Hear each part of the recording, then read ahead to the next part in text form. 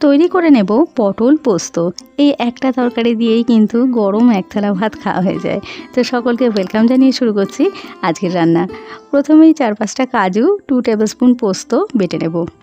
এখানে 5টা পটল পুরো ছাড়িয়ে নিয়ে এরকম তেঁচড়া করে কেটে নিয়েছি। আপনারা যেমন খুশিভাবে কেটে নিতে পারেন। তো এটাকে ধুয়ে একটু নুন মাখিয়ে রেখেছি। কড়াতে 3 টেবিলস্পুন সর্ষের তেল দিয়েছি। সর্ষের তেলেই পোস্তর যে কোনো রেসিপি খুব ভালো হয়। তো পটলটাকে ঢেকে ঢেকে ভেজে নেব। ঢেকে ঢেকে ভাজলে ভাজাও হবে, সেদ্ধও হয়ে যাবে। ঢেকে দেব, আবার একটু ঢাকা সরিয়ে নেড়ে ছেড়ে দেবো। আর গ্যাসের আঁচ সবসময় কম থাকবে, লোতে থাকবে। তো ভাজা হয়ে গেছে।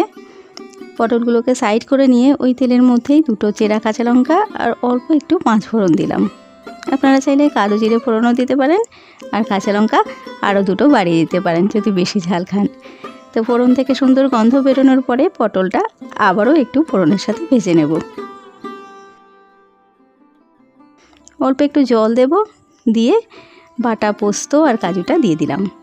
স্বাদ মতো নুন, একটুখানি চিনি দিয়ে নাড়াচাড়া করে নিয়ে আরেকবার ঢেকে দেব লো ফ্লেমে। যখন জলটা একদম শুকিয়ে আসবে তখন নামিয়ে নেব।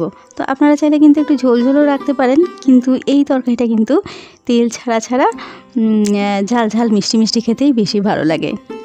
তো জলটা অনেকটাই টেনে এসছে, আমি একদম তেল ছাড়া ছাড়া করব, ভাজা ভাজা মতো। তো দেখুন তেল বেরিয়ে এসছে তরকারি থেকে, তরকারিটা একদমই রেডি হয়ে গেছে।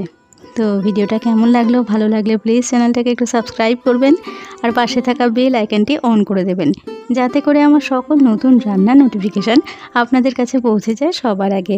আর ফেসবুক থেকে দেখে থাকলে পেজটাকে প্লিজ একটু ফলো করে দেবেন। তো আজকে আসছি, সবাই খুব ভালো থাকবেন, সুস্থ থাকবেন। এতক্ষণ ভিডিওটা দেখার জন্য অনেক ধন্যবাদ। নমস্কার।